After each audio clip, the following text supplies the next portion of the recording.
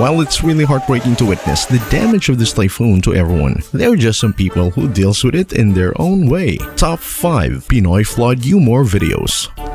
The Quezon Boulevard Resort. Chill Dudes Cruisin'.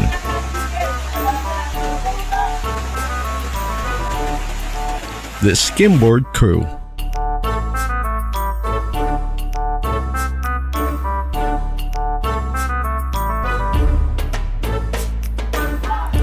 The Swimming Championship.